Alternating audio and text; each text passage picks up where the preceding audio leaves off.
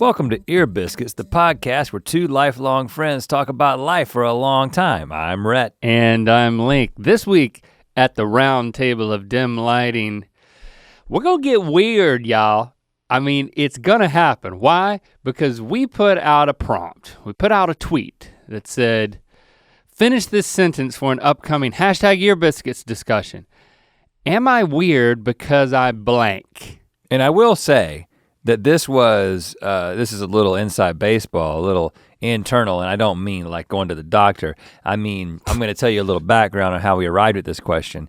The first question that we tweeted was something like— Here it is right here. Ask us a question that you'd be too afraid to ask your friends. We might answer it on an Ear Biscuits. The thing that we were thinking in that prompt was, we were trying to get to like you guys to talk about things that you were kind of embarrassed that you might not know about or think about yourself or whatever.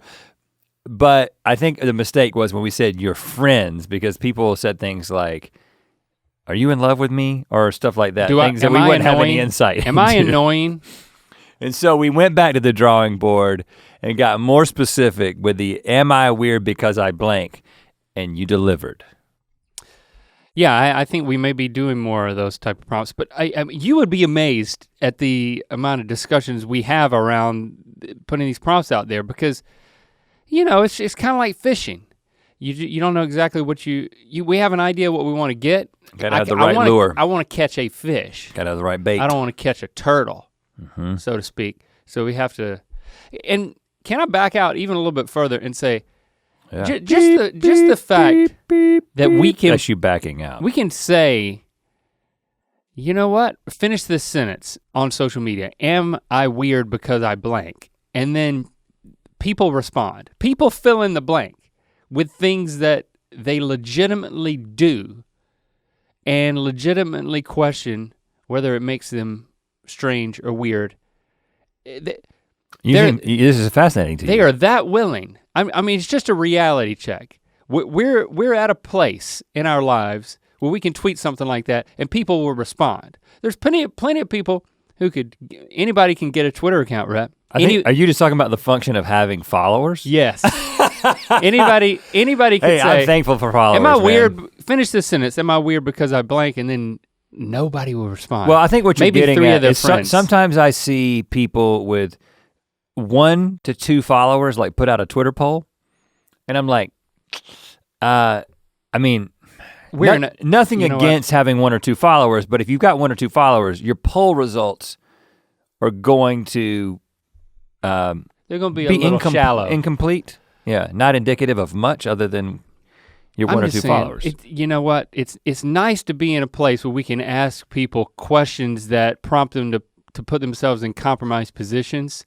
And not only do we get a lot of responses, but we get a lot of strange responses that are worth talking about while mentioning their username. Because using your fishing analogy, we were trying to bait you into saying something or admitting something embarrassing about yourself. And it took 2 tries to get there. You know, sometimes did we get there. When you go out to the lake, you know, I told you that I made the mistake of watching approximately 12 minutes of professional fishing recently. That still happens. Because I was like, oh, I get like every once in a while, ESPN will have professional fishing on. And most of my television that I consume that's not streaming, which most of it is streaming, but if I'm not gonna stream, usually it's to watch a sporting event, and I use the YouTube TV, not a sponsor, YouTube TV app. And I piqued your interest. There was nothing on sports that I wanted to watch, but there was bass fishing. And so I was like, let me check in with bass fishing. Why not, right? I think everybody it's worth a shot. Especially everybody from North Carolina needs to check in with bass fishing at least once a decade. I checked in and I saw the most exciting part, apparently, of this tournament was these 2 guys who were trying to win. Different boats, different locations. Different boats. And then they were not catching anything for the like 5 to 7 minute period that I watched. There was, in that 12-minute period, there was one guy that caught a small bass. But 12 minutes, one guy catches a small bass. Yeah, but during while they were waiting, the guy turns to the camera or, just addresses the camera and he's like, it's different when you're out here than when you're watching at home. Like it was like, and I don't even know what his point was. Was he saying that it's more boring to be here than it is to watch it at home because at least we're watching an edited thing? I don't know what his point was. But it is different though. If it's edited, why? I mean, it seems like they could just, with golf, you cut to somebody when they're about to putt. With fishing, why can't you just cut to somebody when they're about to catch? Well, I think it's a numbers game. In golf, there's approximately 70. There's a lot of fishermen too. Hold on, no, this is the math. Your wife was a math major, I know you can follow this. There's like about 70 shots per person, right? I don't know how many people there are fishing versus how many golfers there are golfing in a tournament, but there's 70 times that you can tune in and see them do something. No one catches 70 fish. The guy in the lead had caught 4 bass all day. Rhett, your wife watches television, so I know you can follow this. You could edit it down to a 22-minute sitcom length of bass tournament. That's what I'm saying. What I'm saying is golf you can watch golf for 5 hours and constantly see somebody hitting it. You watch bass fishing for an hour and I watched 12 minutes, which is 1/5 of an hour, and I saw 1 fish get taken. There's not enough fishing. It's like they need to, and just like in order to make soccer more interesting. Just make it a YouTube video. They need to make the goal bigger or get rid of the keeper. And then everybody's gonna fall in love with soccer. If you want people to fall in love with bass fishing, you gotta use better bait or there's gotta be bigger fish. I don't know, Editing. But even then, it's still just people catching fish. And it's not as entertaining as an Instagram video that I saw recently where there was a little girl like 1.5 years old. I don't know how you say that, 1.5 years old, who her dad had caught a very big bass and she was hugging it and she was saying, "It's okay, fish. I love you, fish. It's okay, fish." And then they put the fish back. And so if you can bring a baby who can talk to the fish, that's the kind of thing that I would be into. Yeah. Everybody needs to have a baby in their boat who addresses the fish before it's thrown back. We're gonna read through your completions of the sentence, am I weird because I blank? And you might think that we're gonna judge you and that we're gonna say, yes, you are weird, or no, you're not weird. Well, that's the point, isn't it? But the real point is that we're gonna celebrate weirdness. You know what? Yeah, there's nothing wrong with being weird, but we are gonna tell you if you are. I once heard it said, just yourself be if weird is you. Embrace it. And that's what this is. This is not ultimately judgment. This is celebration of strangeness. And I'm a little biased because I know I'm weird. Can I tell you my criteria for judging these things? Yeah. To me, if one of these things that you do is to like, it brings you comfort or something like that. You can't argue with something that brings somebody comfort, right? If this is like a self-soothing thing. Well, we can say anything we want. But to me, there's 2 things I'm gonna judge. One, is this something that you would be considered normal? In other words, are you an exception to the majority of people because you do this? Like, is this an unusual behavior? I think that's one way I'm gonna look at it. And then the second thing is, like, should we be concerned?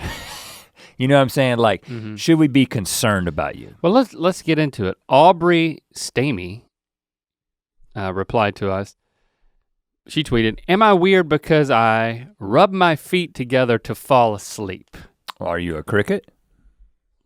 I think they're rubbing their legs together. In order to mate. I mean, do they even have feet? Cricket feet? You think it just ends with his leg? Yeah, it's just the leg just kind of like, there's an ankle, I think, but then on the other side of the ankle, it's just a little bit more leg. I wouldn't call it a foot. I wouldn't call it a foot. I'd call it a short leg after an ankle. It's really no different. Well, what's the difference between a short leg after an ankle and a foot that goes a different direction? Toes. You think you have to have toes to have a foot? Yeah, I don't think insects have feet, man. So you think, okay, well, what if somebody loses all their toes? Like if I Google cricket foot. Hold on, but by that rationale, if you lose all your toes in an accident, You don't have a foot anymore, man. That's just more leg now.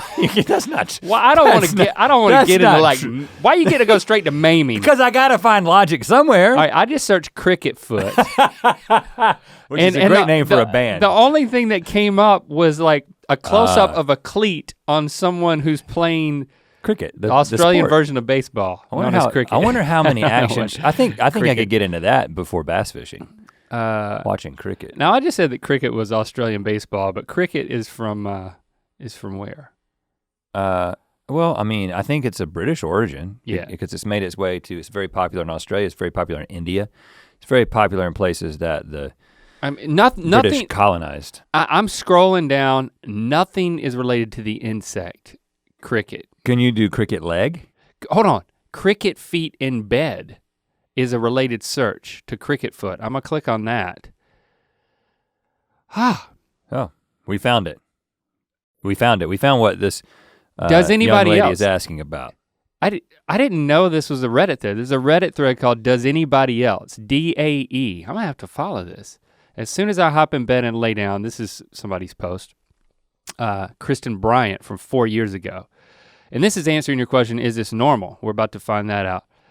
As soon as I hop in bed and lay down, I have the instant urge to begin rubbing my feet together. Most times I don't realize I'm doing it, but then I catch myself. If I separate my feet, I'll just end up rubbing my feet on the bed sheets. It's like it relaxes me. I've been doing it for as long as I can remember. Top comment, you damn crickets. Right. Which is the same thing that we said. That's the obvious joke. Someone else commented, used to do this because I have RLS. Restless leg syndrome, which I have. You have restless leg syndrome. But interestingly. Do you do this? I don't rub my feet together, I move my legs. My wife, however, does this. She rubs her feet together, but you know the other thing she does? How do you know she does it? Can you hear it? Yeah, because you can like see, you can kind of see her legs moving and you can feel it in the bed, but you know the other thing that she does, and this is a little She's so much shorter than you, her feet are probably at my knees. They're within She also, she rubs my feet with her feet, excuse me. She does? And she gets upset with me because I cannot go to sleep if someone else is touching me. Like, yeah. I do all kinds of touching when I'm not sleeping. But when I'm done with the touching, I'm ready for the sleeping, and they're mutually exclusive. Mm-hmm. So, I mean, I'm not saying I'm not a cuddler, but I'm not a cuddle sleeper. But now that we got a bigger bed, that's the situation. We were in a double bed, we'd have like 18 points of contact. I just can't fall asleep like that because I'm a super light sleeper. But she will have her foot on my foot and start rubbing it, and my feet are sensitive, man. I don't like that. I don't like a foot massage. Yeah, for the longest time when I would get a pedicure I would get a full body massage, sans feet. Yeah, leave the feet off the table. Because they spend a lot of time on the feet, and that's time that could be spent somewhere better. Boy, I miss massages. I don't get those anymore. I've been holding back on you here, Rhett. So I don't think this is weird. I do this. Oh, you do this. Yeah, and I didn't really think about it, but I do this. And now, I may have mentioned this on the show, or maybe a Good Mythical more, or maybe just to you as a friend. But the new thing that I've added to I'll get into bed, my feet kind of rub together a little bit. It's not like I rub my feet together until I doze off. Like Lando has this habit from when he was like almost, as soon as he had hair. So I'm gonna say a newborn, but like as soon as Lando had hair long enough in like the back, like the mullet area, he would twirl his finger in his hair.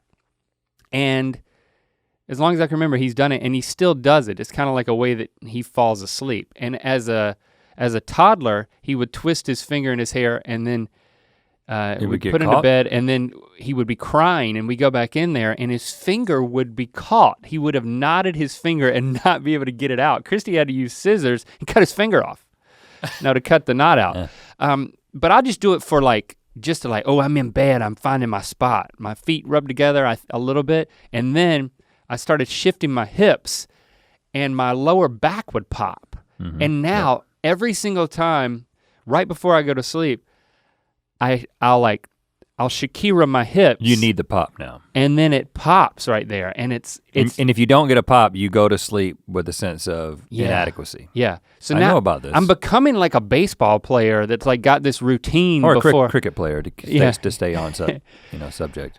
Cricket footwork is its own thing. It has its own Wikipedia entry, which I'm not gonna read. So yeah, Aubrey, you know what? You're not weird.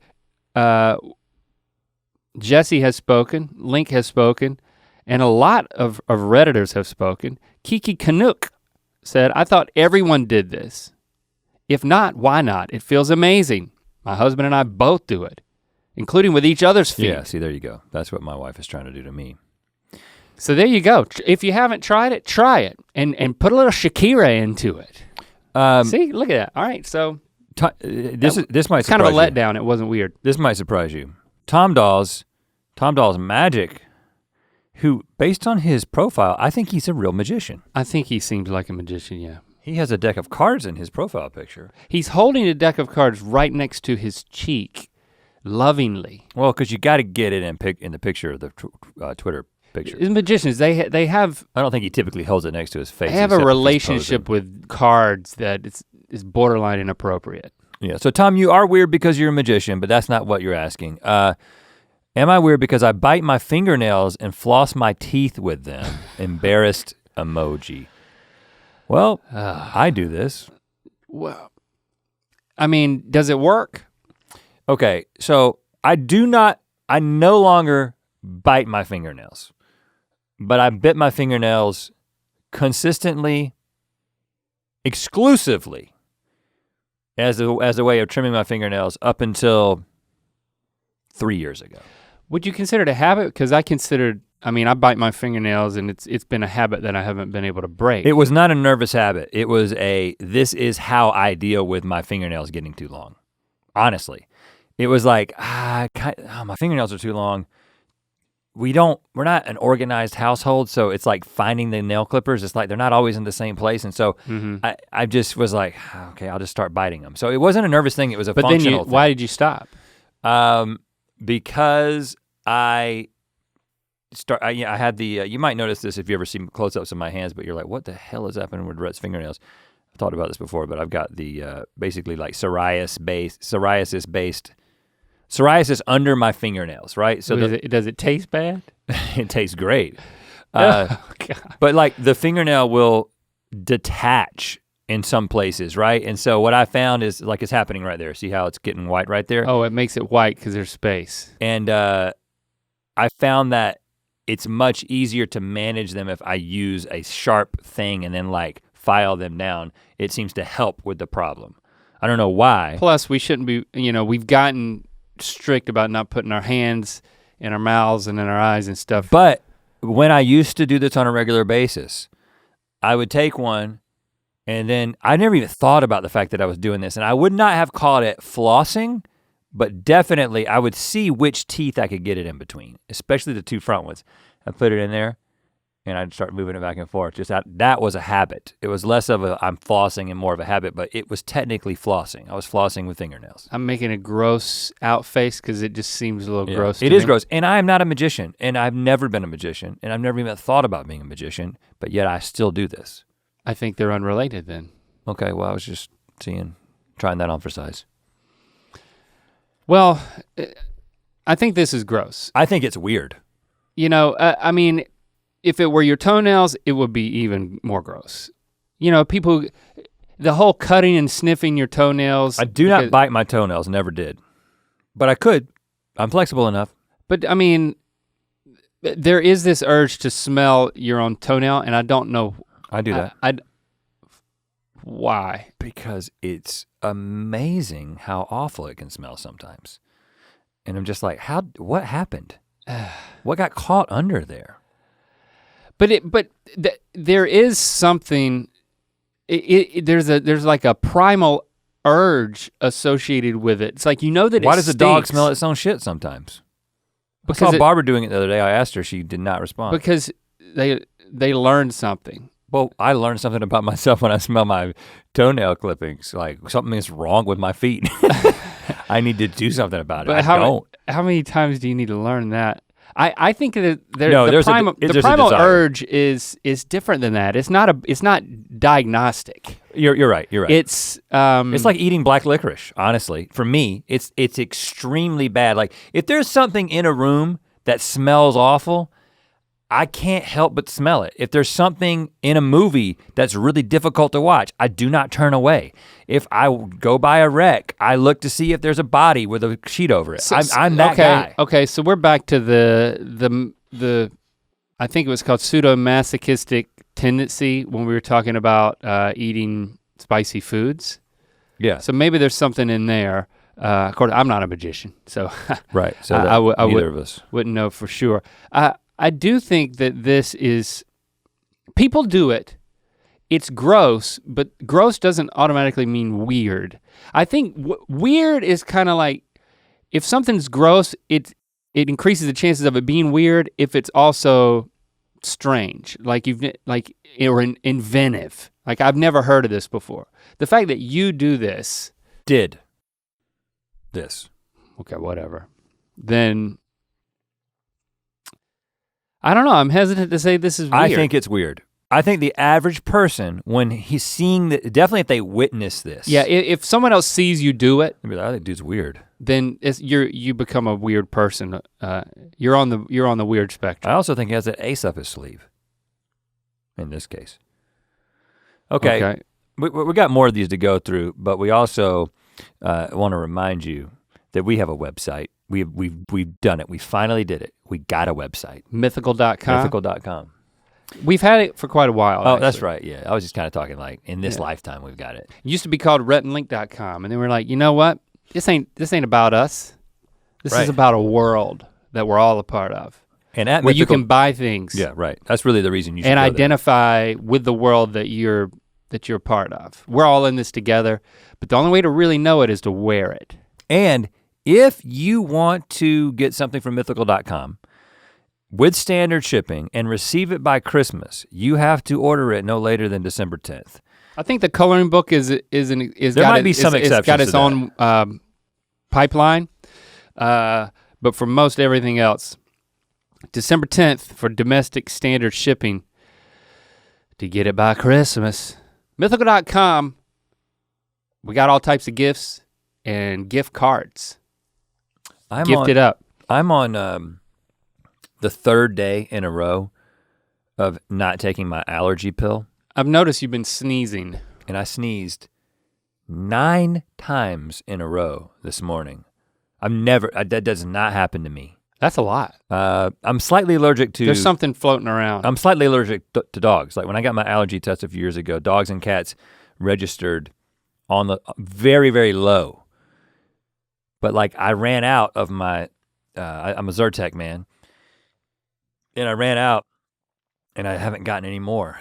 And then there was a part of me that was like, maybe I should just see if I can get off of it. Sometimes when you sneeze a bunch, it's like your body needs to do it. So there is a sense of relief and pleasure. You talk about a primal urge. There is pleasure associated with a sneeze, unless it goes sideways. You mean out the ear? And no, sometimes it can't happen. It just doesn't come out the right way. But I mean, 9 in, did you fully experience like a bell curve of pleasure and pain? It felt good every time, but it was annoying to me and my wife. What percentage of air comes out of your nose versus your mouth when you sneeze?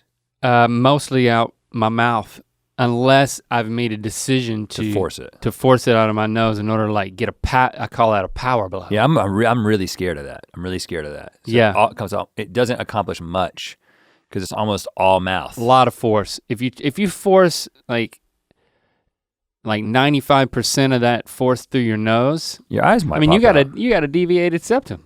Yeah, you could lose an eye. Well, definitely, it could straighten it out. I don't think it can straighten out bone though. Over time, there's probably another way to fix it. Anyway, I need my allergy pills. It's driving me nuts. Caitlin Pemberton responded to us. Am I weird because I can talk with my mouth closed? I've known people who could do this. I do not understand how it works. I've witnessed it. I do not think it's weird. I think it is remarkable. Well, I've never witnessed it. I think we should try it. Okay, be my guest. Not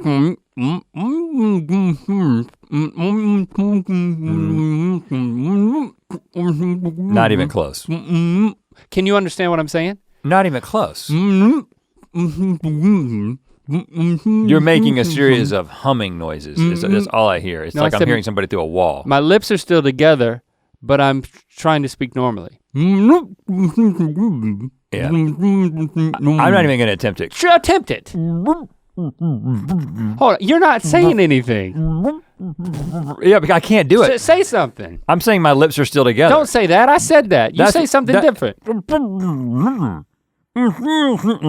Why are your eyes getting so big? Your eyes don't have anything to do with this. I said I'm saying something different. Okay, you need to, have you not like seen a YouTube video of this before? Like what we're talking about is someone who can talk articulately as if there's another mouth inside their mouth. You need to you should watch a video of this real quick. Just so, I mean, we can cut this out so we won't get flagged or whatever, but you just need to, so you will understand what this is. Okay, now stop that. Oh, I can do that. No, you sound like someone who is making preliminary sounds but not completing them with the tongue and the lips. She sounds like someone who has tongue and lips inside her mouth, like an alien mouth. How is that possible? Yeah, she's got a talker trapped in there. No, physically, what is happening? Do you understand it? Because this is the real magician. Well, when I searched talk with your mouth closed, the first thing that comes up is a wiki how. How to speak with your mouth closed. You'll need to make sure your lips are parted ever so slightly. Without parting your lips just a little bit, you won't be able to get any sound out of your mouth. Practice parting, so it's cheating.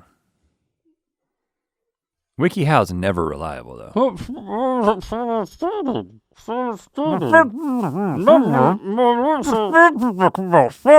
That's not what she was doing. She looks like her mouth is completely closed.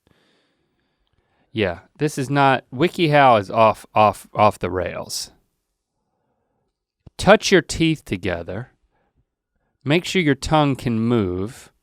Look at yourself in the mirror. What? You should not be able to see your tongue. You should be able to see your teeth. Your mouth's not closed. Yeah, this is bullcrap, man. I don't want, just get away breathe from normally. I think it's just magic. So we're back to that. I think that is, it's not weird, man. I think you're a freak, Caitlin. I think you are a freak. And there's others. You can find them. And then you keep it to yourself. You can speak to each other that way. But it's impressive. What I'm saying is it's a good, that's a legit party trick. That's not like flossing with your fingernails. Yeah, this isn't something you do by yourself. This is something you do in the company of other people, and they're impressed and they ask questions about. So you're a freak, but no, you're not weird. Yeah. You're talented. Talented, exactly. Hi responded. That's an unpronounceable. Bixen Trash 4 said, I can't watch any show. Am I weird because I can't watch any show unless I know what happens first? Like, if I'm watching an episode of some show, I have to Google what happens before I finish it, or I get nervous, and then I can't watch the rest of the episode because I'm too tense about what might happen. Even Jeopardy. You know those Jeopardy episodes. Wow, well I'll tell you, the Jeopardy always ends in one of three ways. No. One of the three people wins. Can you imagine having to Google the episode of Jeopardy you're watching? Can you get that information? I mean, it's probably in Wiki. I mean, like the TiVo or whatever would say the episode number, and then— I gotta know who's gonna win this one. But then somebody responded. Jennifer Sanford responded to this tweet and said, OMG, I thought I was the only one who did this. My brother definitely thinks I'm weird when I do this. Okay, here, can I just give you my knee-jerk reaction to this? Sure. I'm not a therapist. I have been in therapy for some time. Not the same thing. Not the same thing. That's why I'm saying it as a disclaimer. This is something about control. I mean, there's something about, I don't know, it's related to the unknown. Certainty The unknown and security is too much to handle. Too much to take. But it feels like this is an example of, what do you call it when is it called exposure therapy? Like when you're afraid of something and then you expose yourself to it in order to overcome it. This feels, and again, I'm not you, I don't understand this personally. Like putting a spider down your pants. That's double meaning exposure therapy. And if this is a real, like if this is like a super anxious thing, and I'm not giving you medical or psychological advice, but it feels like, at least with an episode of Jeopardy, might be a good place to start. Like I think you can make it through an episode of Jeopardy. Well, who are you to say? And I'm just saying. If you can't, I think you might need to talk it out with somebody. It's really what, I agree with that. I think that's what I'm getting at. Yeah. This is not this isn't, I wouldn't say weird though, because I feel like that makes it, judgy. Yeah. You don't want to judge if somebody's weird. Dealing with something that's, that might require therapy. But I'm sympathetic. I'm sympathetic to this, and I feel like it's something that you shouldn't have to go through life with. This is a sign of a deeper issue, which maybe you're cool with it, or maybe you want to look into it. I would have to think that this tendency has to play itself out into just life in general, right? Like, so this would be like, I mean, every single day is a Jeopardy episode, right? Every single day is a day in which you don't know what Trebek's gonna say. You don't know who's gonna win. You don't know what's gonna happen in your life, but you don't have the ability to go and see. But See, if this person who tweeted, and I can't pronounce their username, is listening now, and they didn't realize what you're saying, boy, you've just made it a whole lot worse. But here's the thing. I think I can actually, in a weird way, relate to this. It's just something that's coming to me. So, we've talked in the past about how I actually am much more, there's a lot more going on emotionally than I ever realized until I started going to therapy. And one of the ways that my emotions come out is in things that feel like there's not any stakes and I'm not personally invested in, i.e. television and movies and commercials, right? I'll cry in all those scenarios because it's not personal. So I think that this particular person, might be like, I can't deal with the fact that I've got uncertainty in my life, but when I expose myself to an episode of Jeopardy or some show, I know that the outcome does exist. I can Google the outcome and I can gain a little bit of security and control in this thing in a way that I can't do in life, and that brings me a sense of security, right? Yeah. And so that's my theory as to what's going on. So, but if you can get to a place where you can embrace an episode of Jeopardy, not knowing which of the three people is going to win, I guess sometimes there's a tie. Is that possible? Can there be a tie and it rolls over to the next episode? No, I don't think so. Okay, so somebody's gonna win. If you can just let that ride, then maybe you can get a little bit better at dealing with just a typical day. I don't know. I'm not a professional. You take it or leave it. Take it with a grain of salt. Since November 2014, ties for first place following Final Jeopardy are broken with a tiebreaker clue, resulting in only a single champion being named, keeping their winnings and returning to competing in the next show. If no contestant finishes Final Jeopardy with a positive total, there is no winner. So there's a fourth option. There could be 3 losers. How many times has that happened? Jeopardy just got more interesting. And that was only since 2014. I mean, how could 3 people go into Final Jeopardy and make wagers that put them in the negative? That means somebody's not playing right. Somebody's making a bad decision. On March 2nd, 2018, Jeopardy history was made when 2 contestants competed during the final tournament of Thursday's episode. While all 3 of the show's competitors wrote in wrong submissions for the Channel Islands prompt, Laura and Sarah found themselves in a tie, which led to the first ever Final Jeopardy tiebreaker. First ever. And then how did they do the tiebreaker? It's just another question. With another wager. With a tiebreaker clue. Oh, are broken with a tiebreaker clue. So is it a clue about the same question? You get a hint, like GMN? Yeah, that seems a little lame. I mean, we would never do that. I think there's something, just to get back to the question. Yeah.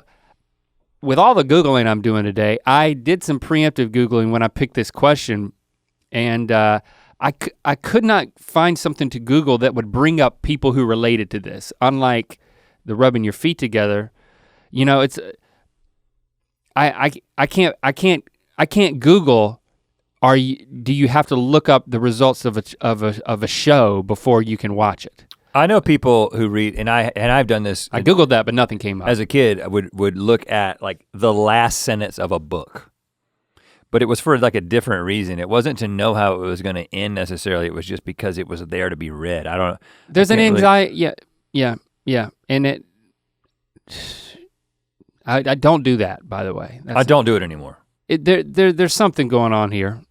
So we've successfully backed away. It's up to you what you want to do with it. We're not even gonna say if it's weird or not. I don't think it's weird.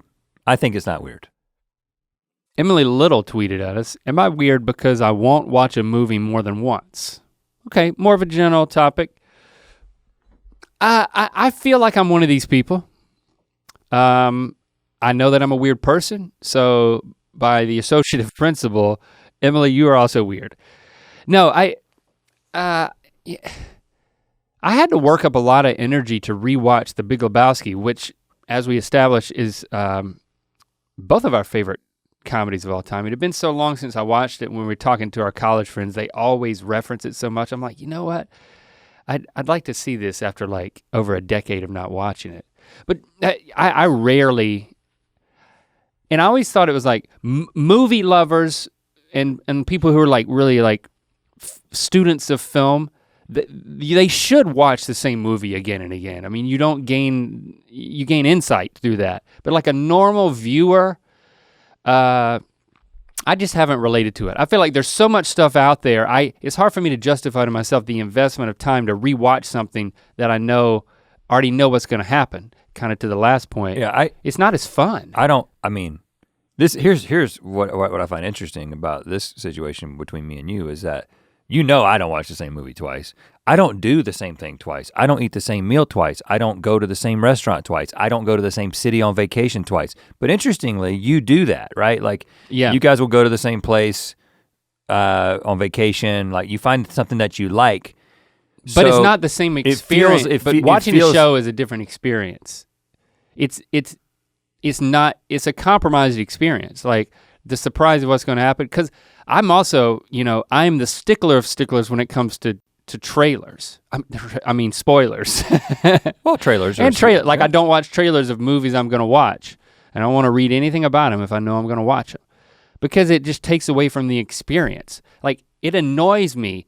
Any marketing built around a work of art is to me a spoiler of some aspect of that experience that the artist wanted to create. Yeah. And it's annoying to me. And I'm not spoiler sensitive, like it doesn't ruin it for me, but to me, the principle that I apply to media is the same thing I apply to a restaurant. It's like back when we used to go to restaurants on a regular basis in Los Angeles, like Jesse and I would very rarely go to the same place twice because I'm just like, I'm in one of the biggest cities in the world. There's always a new place. And we both think like that. And so we're just like, and it doesn't always result in a better meal. No. Often it's just like, But I think when I look at movies or TV shows or whatever, I just think, and I don't, just like you were saying, it's like, if you're gonna take the time to devote 2 hours of your evening to something, it's like, why devote to the same thing? However, the other night at your house, we rewatched a movie. And the funny thing is when that was my idea, by the way. When y'all said that we were gonna watch Us, the movie, I wasn't excited about it. As much as I absolutely love that movie, I've only seen it once. I wasn't excited about it, but I had an incredible time rewatching that movie. So it made me actually think twice about rewatching movies. Well, that movie is specifically constructed that, bless you, is there gonna be 8 more? Because I just wanna know. I don't know, there might be 1 more at least. Jordan Peele constructed this movie in such a way that once you've watched it, you have you know what to watch for. You have a different experience watching it the second time. I believe a movie with a reveal is a completely different experience. I think that's something that hit me. It's like, oh man, like if you watch a movie with a significant reveal of some kind or a twist, you should watch it again. Now, do you think that saying that a movie has a twist is a spoiler? Like, does that violate your spoiler? Absolutely, yes, spoiler alert. A little late. Yeah, that doesn't track with me, but I'm sorry if I ruined Us for you. That is, That is a huge spoiler. To say that there's a twist at the end. Or a reveal. But how many movies, so many movies have reveals. Almost all movies have reveals except just like straight dramas. Like with, all right, I'm gonna make a spoiler alert for Mandalorian season 2, okay? So only, you can skip forward I haven't watched the first 15 episode. seconds. You're not gonna ruin it for me. I watched it the night, that's why I'm telling you, but I wouldn't want you to tell me this. Okay. But on like the Twitter moments, the day after the Mandalorian episode came out, it said, Mandalorian season 2 premieres with an amazing character reveal. Well, of course they're gonna tell you who the Mandalorian is. I mean, you can go a second season not knowing who the actor who plays him, which by the way, I saw an article about the actor who plays him before I ever watched the season, before I got started. Okay, well, I don't want to, in an effort, well, I hate to spoil more, but I just can't help myself to just tell you that you're wrong. Okay, but he will be revealed. Well, that's not what we're talking about. My point is, they said that there's an amazing character reveal. You misinterpreted it, and I knew the answer, but I think that, again, I would not have wanted to know that, and I was glad I'd already watched the episode. So that's why I make sure that I watch the episode right when it comes out. Is it that like Baby Yoda has like a spider body or something like that? All right, I told him to skip forward 15 seconds. We're not talking about it anymore. So we don't think that Emily is weird because she won't watch a movie more than once, but I think there's some exceptions. Yeah. How about Schnozamanian? Am I weird because I ask people to repeat what they have said to me, even though I heard them loud and clear? I just do, and it's completely out of my control. It's completely out of your control. We knew somebody like this. Schnozamanian, I'm just gonna tell you that I feel a little anger welling up inside when I read your confession. I mean, it's... Well, and the person that I'm thinking about right now, who we both know from our past, who will remain nameless. And I don't know who you're talking about. Can you just... Huh? I almost remember, but I don't. Huh? Like, I know that there was this person in our lives, but I can't remember. Huh? Oh, are you talking about Back from our high school days. Oh, I thought you were... He was older than us. He was in college when we were in high school. Huh? Just tell me and we'll have to bleep it out. Just say it. Oh, yeah, he did do that, didn't he? Huh? While you were talking. No matter how long, no matter what you said, no matter at what point you were in and what you were saying, he said, And I guarantee you he was hearing you the whole time. So I don't know if this is what you do, Schnoz. If this is what you do, you need to stop it immediately. Yeah, that's not, and you say you can't, it's out of my control. I think that's a lie that you're telling yourself. What causes that? Do you remember it? And it doesn't have, I do now, yeah. And maybe Schnoz doesn't like constantly give the but even if it's like, what was that? When you're done, what'd you say? How could that even happen? Oh, I don't know. When my kids were younger, like I seem to recall having an experience, a parenting experience, so I'm like, there was a phase that I think Lily and Lincoln went through where they would be like, what? And I remember deciding to start to say, you heard me. Hold on, you heard me. Yeah. What did you hear? And by the way, then I forced them to say, because it was in their brains. Yeah, I did hear it. It's like they have to replay it, and then well, the same thing happens. It does go both ways. I mean, how many times have my kids asked me something, and I never thought I would be this, but it turns out that this is just what being a dad is. It's your kids asking you something. You're asleep in a recliner with a remote on your crotch. I'm not asleep. I'm just doing what dad wants to do, and when children ask questions of me, I'm impervious to them. It's filtered. And so they're like, Dad, you heard me. And then I do the same thing and I'm like, oh, I did hear you. Yeah, it is in my brain, but I had not reckoned with it until now. So this goes both ways. This is not a good practice for anyone. I mean, you've got to just take a beat and say, I'm about to ask them to repeat themselves, but did I just did I actually hear it? Yes, I did.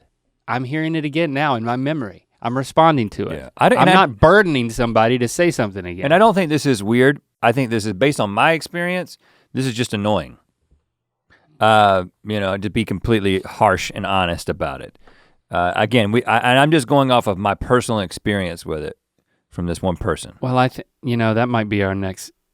Am I annoying because I blank? Okay, yeah. We can keep going down this rabbit hole. Laura said, "Am I weird because I eat raw pasta as a snack? The crunch when you bite it is so satisfying, like a hard candy, but it's savory." I've eaten a taut strand of spaghetti before. Taut. And I felt like it was gonna break my tooth. Was it a? And it was spaghetti. You yeah, try linguine. I didn't try. I only tried spaghetti. And I mean, there's a bit of danger involved. It's kind of like chewing glass, and the taste is very subtle. I think you might be overstating the danger, but this just seems like a preference. I mean, okay. I remember one time I went over to Peter Dinklage's house, and it sounds like a name drop, but that was just my neighbor growing up, a different one. And he went into the fridge and grabbed a hot dog, cold, which he called a raw hot dog. And this is before I really understood that hot dogs were pre-cooked. Yeah. And he just ate it out of the fridge. And I was like, he's weird, he eats raw hot dogs. But you know me. One night in my house, curiosity got the best of me. And I ate a raw hot dog, and I was like, I gotta get this. I sort of get this, but it might make me weird. I don't think I would enjoy it now, but as a kid, I would do that. I think eating uncooked pasta is more strange. Because it's so, I mean, I like a good crunch, but the crunch is so intense. There are other things that are crunchy and subtle. savory, like crackers, chips. But nothing is as crunchy as uncooked pasta. But there are things made from wheat that are crunchy, like a wheat thin. Like a wheat thin feels like you're getting close to just eating straight pasta, but it's been made into a form. So I think you should maybe switch to wheat thins. I disagree. The more I think about it, I can't think of anything that you could eat that is crunchier than uncooked pasta. I mean, it's almost like glass. You think I'm exaggerating, but have you done it? Have you ever eaten raw pasta? I'm sure I have at one point. Well, not raw, but uncooked. But it's also, there's no flavor to it. Like, it hasn't been salted. It's as hard as a fingernail. You can floss with it? That's the truth, man. I mean, it's brittle, but it's as hard, if that makes sense. I think this is this weird? I get the crunch. Like if you need an extreme crunch, I can't think of anything that's gonna rival that, Laura. So I'm gonna say that it's not weird. I'm gonna say you've got a crunch fetish, and I think you should explore other things. I think that this is weird, but it's okay.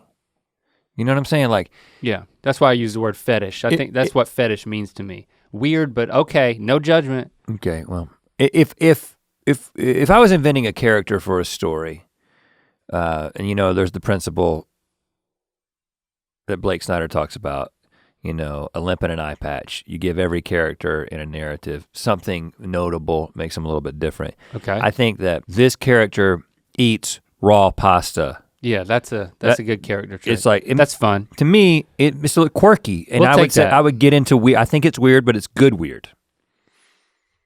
That's my conclusion. Margaret. All right, so we disagree. Stivers or Stivers. Am I weird because I like to mix baked beans with cottage cheese? Now this is a mixture of worlds. On a recent carpool vlog, we do videos for the Mythical Society where we're riding in the car. It's like a 20-minute video where we're just shooting the breeze. Sometimes we do answer questions, but I don't know how it came up, but I shared with you that I'm obsessed. My favorite type of cheese right now is cottage cheese. I love it.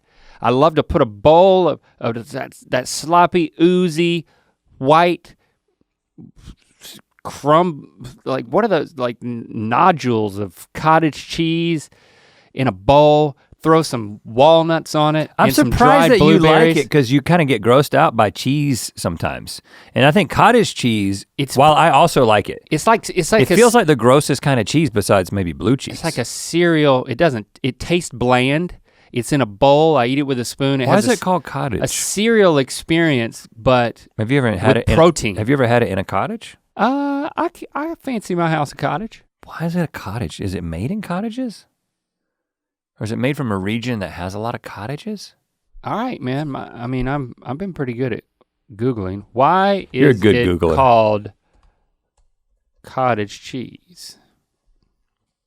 It is made from different types of milk with different fat levels. The term cottage cheese is believed to have originated because the cheese was generally made in cottages from milk left over after making butter.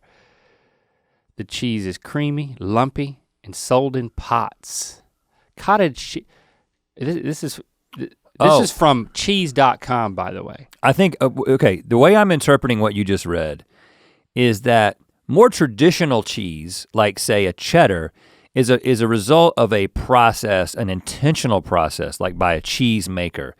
But cottage cheese is like cheese that happened at somebody's house in a more, this is leftover, kind of accidental way almost.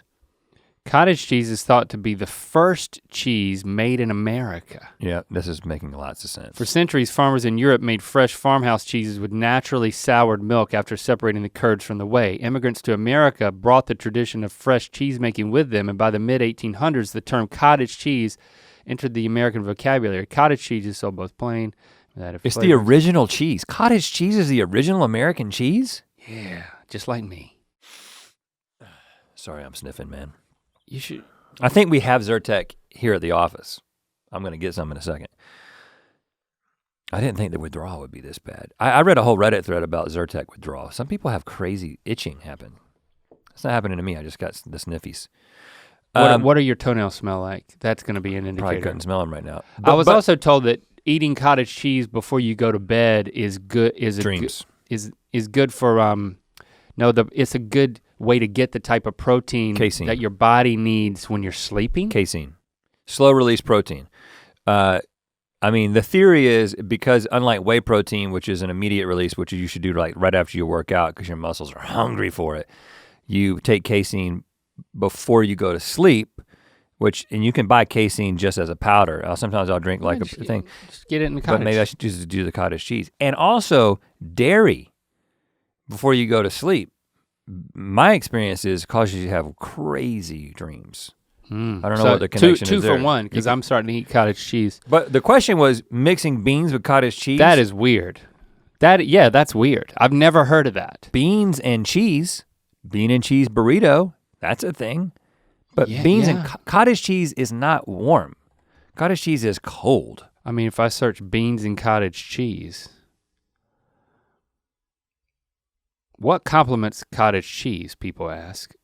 Sliced bananas, crushed pineapple, berries, melon chunks, fresh peaches, Everything chunks of is apple. Sweet. Everything that complements cottage cheese is sweet. Yeah, nothing. I mean, food.com has pork a and pork beans and with beans cottage with cottage cheese. cheese recipe. I think if it becomes more like a cream cheese thing, then maybe that could be good. This is the mix. This is the melding of our worlds, Rhett. I bring the cottage, you bring the beans. Let's get together and make a scene. Do you heat the cottage cheese up? I mean, this is a food.com recipe. How many reviews is it? By Jeff Hammer. I think this is user generated. Did anybody comment on this? Yeah, no, only Jeff commented. Nope, down here. Don K. He said, don't cook the beans. Okay, I don't know. There's not many people. It's not, food.com is not a cauldron of conversation. Apparently. So I'm gonna say this is weird. Even, and I'm gonna go there as well. I think this is weird. I mean, you don't wanna try it? Oh, I'll try it. I gotta sneeze again. Okay. You probably just deposited something on your right shoulder. People are gonna think you've got the COVID, I man. don't, man. It's allergies. This happens every time I run out of my allergy pills. All right, Laura, you're weird. Margaret, you're weird. Let's get to Mary, quite contrary. Am I weird because I hit myself when I see a crow? Because I think it gets rid of because I think it gets rid of bad luck. So if I see 4, I hit myself 4 times. If I see 20, 20 taps on my chest. Okay, she's moved from hitting to tapping, which that's good. I'm aware it is irrational and I try not to, but I can't help it. Hashtag Ear Biscuits. So this is obviously a compulsive superstition, right? Yeah. So I don't think it makes you weird. I mean, knocking on wood, but freaking, I mean, like, to me this is kind of like punch bug. Like if you're in the car and you're like, you know, when me and my mom used to ride in the car together, if we saw a punch bug, you'd say you saw a Volkswagen bug on the road and whatever color it was, you'd say, punch bug blue, if you were the first person, and you'd punch him on the shoulder. So I would punch my mom on the shoulder, but she would also punch me on the shoulder. It was kind of like a love lick. To me, that's punch more bug green. That's more about bonding. That's a social experiment. That's a social bonding. That thing. works, but then this is a compulsive behavior. Is it not? Yeah, it's just I can't. So make it doesn't sense make of you it. weird. It makes you actually pretty. I mean, this is very common. This is very normal. Everyone has compulsive behavior. Some are more pronounced than others. Some cross into, as you have described, irrationality and superstition. Like when I would feed my dog Tucker, I would always feed him, and then I would pat him on the head 5 times. I would count 5 times. Pat, pat, pat, pat, pat, and then I would feel like, okay. My job is complete. I patted him 4 times. He's gotten what he needs. 5 times. 5 times. I don't think this is weird, and I don't think that it is necessarily bad, unless it becomes, if it's in other areas of your life. I mean, my wife, you know, struggles with OCD. She doesn't have this particular type, right? But it's very difficult to like, you don't like really get rid of it. Like you are always someone who struggles with it. And I'm not saying that this is necessarily what it is, but like there's a number of behaviors like tapping your dog 4 times or tapping your chest when you see a crow that I feel like there's a little bit of self-soothing in this. It's not necessarily some debilitating thing, you know, it just depends, but you probably could help it if you really wanted to, but I don't necessarily know that it's like this is like something you have to address in order to move on with. But the belief of thinking that it gets rid of bad luck, that's just incorrect. Yeah, but does that make you weird? It seems like it's, you know, from the outside looking in, without knowing anything and not passing judgment, but just saying, you know. Isn't this an unnecessary constraint on your life to have to know that this isn't true? But then it's like now you're tapping yourself and you don't feel soothed. Is it something that you want to change? Perhaps. Well, I mean, what about like it's your call, not ours. What about like a baseball player? You know, they're notoriously superstitious. Who wears a certain pair of socks. You're talking about cricket, right? Yeah, a cricket player who wears the same pair of underwear until he loses or something like that. I guess I'm in if this isn't hurting anybody. Yeah, it's fun and it gives you confidence. You know, I got my lucky pair of tiger underwear. Or like our lucky shirts that I haven't worn them in a long time. Our lucky shirts that we wear for the GMM countdown episodes, which I mean, of course we don't believe that there's luck in them. We're doing a bit, but I mean, if we did believe it, it wouldn't be weird, it would just be superstitious. It's fun. It's like, I mean, but lucky underwear or something like that gives you confidence. There's a psychological thing that like, then you can hit the cricket ball or puck or whatever it is. You know, you can bat better. But like believing something that isn't true isn't necessarily bad, I guess is what I'm saying, right? Like and again, if it makes you feel better. Well, but it can and also, it doesn't hurt anybody. It can also, he talks about this in the book Sapiens, like that's actually one of the things that makes humans and the ability to cooperate with each other is the fact that we can believe a fiction that like bonds us together. We can believe things that are not true about ourselves or about other people, and it can be advantageous. So I'm not saying that that's necessarily what's happening with a superstition, but I'm just saying that I don't think it's bad necessarily to believe something that's not true if it helps you or helps a group of people, as long as it's not hurting somebody. Because our grasp of what is actually true is actually, it's not as keen as we all think it is. Yeah, because we could find out one day that, tapping yourself when crows show up is really awesome. That it really does counteract the bad luck that is real. That all crows carry. They are smart, and they're a lot bigger than you think. What if you get right up on a crow, they're big. What about they could peck your eye out? What if easily this person goes and watches the Black Crowes in concert, and they tap along with the beat? Hey little thing, let me light your candle, 'cause mama, I'm so hard to handle. Yes, I am. You turn it into some sort of like strange chant. Cotton Eye Joe. Oh yeah, that too. Just yourself be if weird is you. This celebration is now concluded. Yeah, listen, I mean, we made some judgments, but we told you that's what we were gonna do. Spoiler alert. And I think we'll do this again. Shall I make a rec? You shall. Okay, I made this rec to you. I'm gonna make it to you. If it's good enough for my friend, it's good enough for you. You gotta have Apple. You gotta have the Apple TV Plus subscription to watch this. So if you have that, definitely check it out. The Beastie Boys story. Beastie Boys story. There was a book that was written by Adam Horowitz and Mike D. Adam Yauch, he passed away. And the Beastie Boys were technically no more, but they wrote this memoir, which is like a super fun book. I actually didn't read the book. I watched the documentary first, and I love the documentary so much. Now I'm going back and listening to the book on the audio book because it's really entertaining the way it's done. There's a whole lot more stories. And they read it. They read the book. Yeah, they do, and they have a lot of guest stars come in and read parts of the book too. Lots of people fans of the Beastie Boys, and the thing that I encourage you to watch. It's like an hour and a half. It's they call it a live documentary. It's a stage show. I mean, if you saw the tour Mythicality, which was the stage show version of the Book of Mythicality, what they did was very similar. They definitely stole our idea. It was the two. It was the two of them on stage with a screen behind them, and they would just cut to like visuals to support their stories, and they just told their story, and it was it's scripted and it's a little stilted at times, and they like use a prompter. It actually made me feel good that like, hey, they did something very similar to us, and they tell the story of their friendship. Friendship is such a strong theme.